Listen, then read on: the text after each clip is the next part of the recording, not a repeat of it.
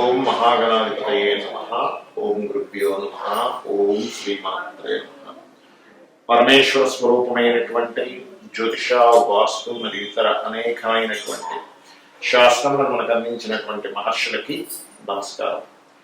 హయగ్రీవ హయగ్రీవ హయగ్రీవేతియో వధే తస్య నిస్సరతే వాణీం జన్మకన్యా ప్రవాహవత్ అరుణాం కరుణాతరంగితాక్షీం ధృతపాశాంకుశ పుష్పబాణచాపాం అనిమాదివిరావృతాం మయూకైః అహమిత్యేవ విభావయే భవాని.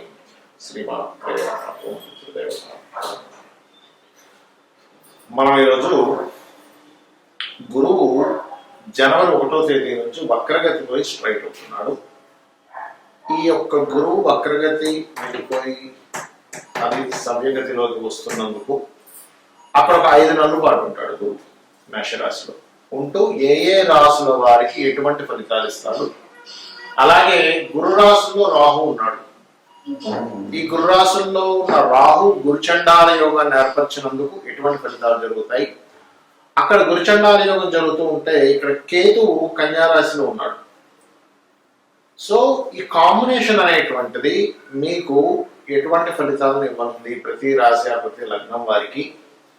వీటి మూలంగా దేశకాల పరిస్థితులు ఎలాంటి మార్పులు వస్తాయి, పర్సనల్గా అసలు మీరు ఎటువంటి వాటిల్లో బాగుంటుంది, ఏ విషయాల పట్ల మీరు జాగ్రత్త వహించాలి, ఏ పరిహార మార్గం చేసుకోవాలి అనేటువంటిది ఒక్కొక్క లగ్న రీత్యా తెలుసుకున్నాము. లగ్నం తెలియని వారు రాశి నుంచి చూసుకోవచ్చు. సింహ లగ్నము, సింహరాశి. సింహం వారికి గురువు భాగ్యస్థానంలో ఉండి వక్రగతి పోయింది. అంటే ఇన్ని రోజులు ఉన్న వక్రగతి భాగ్యస్థానంలో ఉండి తన వక్రగతిని త్యాగం చేశాడు. భాగ్యం అంటే ఏంటి? భాగ్యస్థానాన్ని మన జ్యోతిష్ శాస్త్రంలో దేవతా స్థానంగా చెప్పారు, అదృష్ట స్థానంగా చెప్పారు. అలాగే మనకి నీకు భాగ్యం బాగుందండి అనుకుంటారు because of 9th house. Yeah 9th house ని తండ్రిగా చెప్తారు. చూడండి, ఎందుకు? మంచి తండ్రి ఉన్నాడు, తండ్రి బాగున్నాడు, పిల్లలు ఆటోమేటిక్గా బాగుంటారు. ఎందుకు? తండ్రి యొక్క కష్టం పిల్లలకు షేర్ చేస్తాడు కాబట్టి, తండ్రి అంతా చూసుకుంటాడు కాబట్టి. అలాగే జ్యోతిషాస్త్రంలో 9వ స్థానాన్ని భగవత్ స్థానంగా కూడా చెప్పారు. అంటే ఏమిటి? ఇక్కడ మీరు ఎంత భగవద్ ధ్యానంలో ఉంటే అంత బాగుంటుంది. అయితే కేవలం భగవద్ ధ్యానం కాదు, మళ్ళీ చెప్తున్నాను, గురుచండాల యోగంలో రాహు ఉన్నాడు. సో వెరీ క్లియర్, మీరు అందరూ కూడా పితృదేవత ఆరాధన చాలా ఎక్కువగా చేయాలి. ఇప్పుడు రెగ్యులర్గా ఎప్పుడు చేయాలి, కానీ ఈసారి ఎక్కువగా చేయాలి. మళ్ళీ అన్ని రాశి వారికి చెప్తున్నాను, కేవలం ఈ సింహరాశి వారికే కాదు. ఇక్కడ ఎప్పుడైతే ఈ గ్రహము మేషంలో ఉందో, ఇది కొత్త అగ్రిమెంట్స్, కొత్త ఏదైనా ప్రారంభించడానికి మంచి యోగం అండి. ఇది మేషంలో ఉన్నప్పుడు సంతాన అభివృద్ధికి మంచి యోగం. మీ సంతానం కోసం మీరు ఏదైనా ఒక ప్లాన్ చేస్తున్నారు, వాళ్ళ అభివృద్ధిని చేయడానికి this is the right time. అలాగే అష్టమ రాహు ఉన్నాడు. అష్టమ రాహు అనేటువంటిది ఏంటంటే యాక్సిడెంటల్ ప్రోన్ ఇస్తూ ఉంటాడు. కాబట్టి వాహనం నడిపేటప్పుడు లేదా ఇన్సూరెన్సెస్ రిలేటెడ్ సంబంధంగా తీసుకునే జాగ్రత్తలు. 2వ స్థానంలో కేతువు ఉన్నాడు. అంటే ఏంటి? గురువు నుంచి రాహు ఎక్కడ ఉన్నాడు, కేతువు ఎక్కడ ఉన్నాడు, ఇది మోస్ట్ ఇంపార్టెంట్. బికాస్ ఆఫ్ ఈ జీవుడికి కాలమోక్షాలతో సంబంధం ఉంటుంది. గురువు అంటే ఎవరో ఒక జీవుడు. ఈ జీవుడి యొక్క ప్రయాణంలో ఆటంకం ఏం జరుగుతుంది, ఆశ ఏం పడుతున్నాడు, కాలంలో ఎటువంటి దాంట్లోకి ఎంటర్ అవుతున్నాడు, ఇది మోస్ట్ ఇంపార్టెంట్.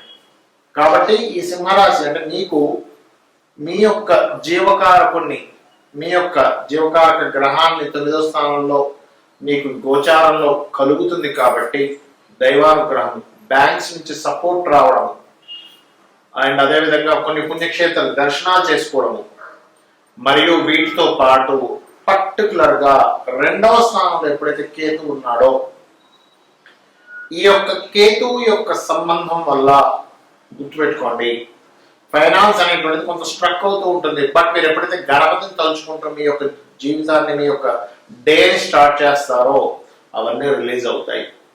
అన్నీ కూడా రిలీజ్ అవుతాయి, అందులో ఎటువంటి సందేహం లేదు. అయితే మీరు చేయవలసిన దేవతారాధన ఏంటి అంటే, ఒకటి దుర్గని ఎక్కువగా స్మరించుకోండి. దేనికి? ఆకస్మికమైన ఇబ్బందులు రాకుండా ఉండడానికి దుర్గా లేదా చండీ పారాయణం చేయండి. ఫైనాన్షియల్ స్ట్రక్స్ జరుగుతున్నాయని మీకు అర్థమవుతున్నప్పుడు, ఎందుకంటే 2లో కేతు ఉన్నాడు కాబట్టి అప్పుడు గణపతిని తలుచుకుంటూ ప్రతి మనీ ట్రాన్సాక్షన్ చేయండి. దత్తాత్రేయుడిని మీరు నిత్యం చేసుకోవాల్సింది మాత్రం దత్తాత్రేయుడి యొక్క ఆరాధన చేసుకోవడానికి చాలా బాగుంటుంది. మరి ఈ గురువు మేషంలో ఉన్నందుకు, రాహు మీనంలో ఉన్నందుకు, కేతువు కన్యారాశిలో ఉన్నందుకు దేశకాలమాన పరిస్థితుల్లో ఎటువంటి ఫలితాలు వస్తాయి చూసుకున్నట్లయితే, ఇప్పుడు మనం డిసెంబర్ మాసంలో చెప్పుకుంటున్నాం. జనవరిలో రాబోయేది ఎటువంటి వస్తాయి అంటే కొత్త వైరస్లు విజృంభిస్తున్నాయని, కొంచెం అలర్ట్గా ఉండాలని. ఎందుకంటే ఈ గురువు ప్రజెంట్ అయితే వక్రగతిలో ఉన్నాడు. స్ట్రైట్ జనవరి 1 నుంచి అవ్వబోతున్నాడు. ప్రస్తుతం ఎప్పుడైతే వక్రగతిలో ఉన్నాడో, మనకు ఒక 3 ఏళ్ల క్రితం ఏదైతే అప్పట్లో మనకి కోవిడ్ కరోనా వచ్చి ఇబ్బంది ఎలా ఉందో అటువంటి సింటమ్స్ కొంచెం ఇబ్బంది అనిస్తుంది. కొద్దిగా, ఎక్కువ కాదు. అప్పట్లాగా మొత్తం మూసేసుకొని నెలల తరబడి ఇంట్లో ఉండడం, అన్ని బంద్ అయిపోవడం, అసలు రోడ్డు మీద తిరగకపోవడం అట్లా ఏం కాదు. కానీ కొంత దాని ప్రభావం కొంత ఉంటుంది.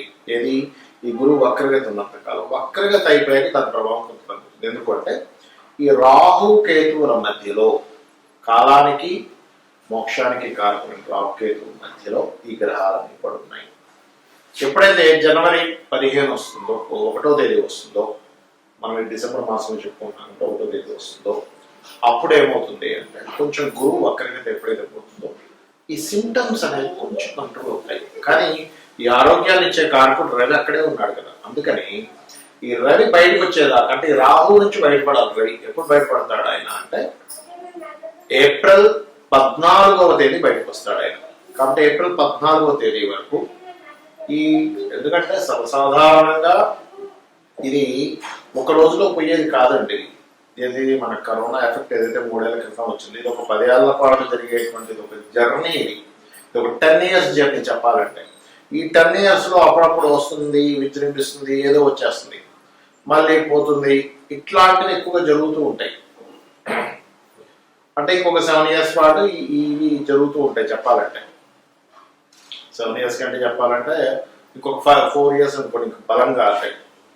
కాబట్టి ఏంటి, ఈ కాంబినేషన్ ఏదైతే ఉందో, ప్రజెంట్ ఉన్నటువంటి ఈ గ్రహస్థితి ఏదైతే ఉందో, ఇందులో జీవుడు స్ట్రైట్ అయినప్పుడు మంచి ఫలితాలు వస్తూ, రవి కూడా బయటపడ్డప్పుడు కొంచెం దీని నుంచి కంట్రోల్ అనేటువంటిది వస్తుంది. దీని తర్వాత రాహు మీనంలో ఉన్నాడు అనుకుంటున్నాం. దేశకాల పరిస్థితుల్లో చూడండి, రాహు మీనంలో ఉన్నప్పుడు ఏం జరుగుతుంది అంటే దీన్ని గురు చండాల యోగము అంటారు. గురు చండాల యోగము. ఎప్పుడైతే గురు చండాలం జరుగుతుందో ఇక్కడ జరిగేటువంటిది ఏమిటి, గురువు అనే గ్రహం రాశి మీద రాహు సంచారం జరుగుతుంది. దీనివల్ల కొన్ని రకాల, అంటే ఏ ప్రొఫెషన్స్ లో అయితే వాళ్ళు జాగ్రత్తగా ఉండాలనేటువంటి సూచిస్తుంది పర్టికులర్ గా. ఎవరు అంటే పర్టికులర్ గా పాయింట్ నెంబర్ 1, ఈ గురుత్వ సంబంధించిన వృత్తుల్లో ఉన్నటువంటి వారు. గురుత్వ వృత్తులు అంటే ఇక్కడ లాట్ ఆఫ్ సెక్టార్స్ ఉంటాయి. ఇందులో ఒకటి ఈ గురుత్వం అంటే ఎవరికైనా గైడ్ చేసేవాళ్ళు, పౌరహిత్య రంగాల్లో ఉన్నటువంటి వారు, ఈ జ్యోతిష రంగాల్లో ఉన్నటువంటి వారు కూడా చాలా జాగ్రత్తగా ఉంటారు. అలాగే లాయర్లు, జడ్జిలు, ఈ లాయర్లు జడ్జిల విషయంలో కూడా చాలా జాగ్రత్తగా ఉండాలి. అంటే వీళ్ళు కూడా కొంచెం జాగ్రత్తగా ఉండాలి. అండ్ టీచర్స్, కన్సల్టెన్సీ సెంటర్స్ వారు, కన్సల్టెన్సీస్ నడిపేటువంటి వారు. ఎందుకంటే ఈ గురు రాశిలో రాహు ఉన్నాడు. It's most powerful combination. ఇది బాగా అర్థం చేసుకోండి. కాబట్టి వీళ్ళు జాగ్రత్తగా ఉంటారు. మరి గురువు అంటే కేవలం వీళ్ళేనంటే మిగతా మనుషులు కాదంటే ఖచ్చితంగా మనకి నాడీ ఆస్ట్రాలజీలో చెప్తుంది ఏమిటి అంటే గురువు అంటే జీవులు. ఈ జీవులు మీద రాహు సంచారం జరుగుతుంది. అందుకే చూడండి, ఎవరైనా జాతకం తీసుకున్నప్పుడు గురు రాహులు కలిస్తే గురుచండాల యోగం ఉందండి అంటారు. అంటే ఇప్పుడున్న కాలమాన పరంగా గురుచండాల యోగానికి చంద్రుడు కనుక కలిస్తే వాళ్ళు విదేశీ యోగాలకు వెళ్తారు.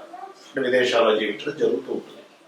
అయితే మరి ఈ కాంబినేషన్ ఎట్లా తీసుకోవాలి, అసలు దీని నుంచి బయటపడ్డాం ఎట్లాగా, ఈ కాంబినేషన్ మనకి ఏం చెప్తుంది? అలాగే కేతు 6లో ఉన్న కేతు ఏం చెప్తున్నాడు అంటే, కన్యారాశిలో ఉండే కేతు ఏం చెప్తున్నాడు అంటే, కన్యారాశిలో ఉండే కేతు వెరీ క్లియర్ గా దేశకాలమాన పరిస్థితుల్లో ఏం చెప్తున్నాడు, మనం ఇప్పుడు ఇండియాలో ఉన్నాము అండ్ హైదరాబాద్ లో ఉన్నాం కాబట్టి ల్యాండ్ హౌస్ లో ఉన్నాడు కేతు వెళ్ళి. కాబట్టి ల్యాండ్స్ విషయంలో ఏమి కంగారేం పడకండి. ఒక 1.5 సంవత్సరం వరకు కొంచెం స్టెబిలిటీగా ఆగుంటాయి రేట్స్ అనేవి కూడా చూపిస్తుంది. అలాగే ఈ రాహు ఇక్కడ ఇక్కడ ఉన్నందుకు అందరూ కూడా దేవతా అనుగ్రహంతో పాటు ఖచ్చితంగా గుర్తుపెట్టుకోండి, ఖచ్చితంగా పితృదేవతలు చేసుకోవాలి.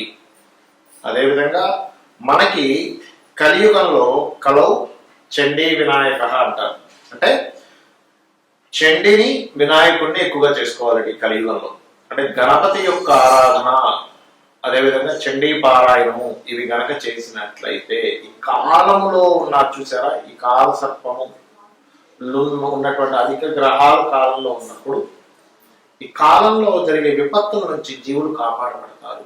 అంటే ఏమీ లేదండి, చేయడం ఆరాధన చేయడం. చాలా మంది అంటారు ఏమంటే ఆరాధన ఉన్నారు ఏం చేయాలి, ఎందుకంటే నార్మల్గా ఉండే లేమ్యాన్కి అర్థం కాదు ఆరాధన అంటే. సింపుల్గా ఏం లేదు, మీరు చేసే ప్రతి పని కూడా ఒక గణపతిని తెలుసుకుంటూ చేయండి.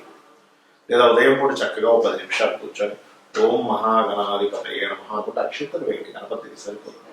చండీ పారాయణ యూట్యూబ్లో పెట్టుకొని చక్కగా వినండి, దాని అర్థం తెలుసుకోండి. అసలు చండీ పారాయణం అంటాం కదా, చండీ పారాయణంలో అసలు ఏమిటి అనేది ఒక అర్థం ఉంటుంది, మీనింగ్ ఉంటుంది దానికి. యూట్యూబ్లో బోర్డు అంత స్టఫ్ ఉంటుంది దానికి. అది వినండి, వింటే ఏమవుతుందంటే మన కర్మలన్నీ కూడా దైవ సంబంధించినటువంటి అనుగ్రహం ఎప్పుడైతే కలుగుతుందో ఒక బ్యాడ్ కర్మలోకి వెళ్ళాల్సిన బయటపడిపోతాం. ఇది ఖచ్చితంగా చేయండి. దుర్గా దేవి ఆలయాలకు రెగ్యులర్గా వెళ్తుండండి, గణపతి ఆలయాలకు రెగ్యులర్గా వెళ్తుండండి. ఈ కాలంలో జరిగేటువంటి ఈ యొక్క స్థితి నుంచి మీరు బయటపడతారు. మీ అందరూ అమ్మవారి యొక్క అనుగ్రహానికి పాత్రలు అవుతారు. శ్రీమాత్రే నమః.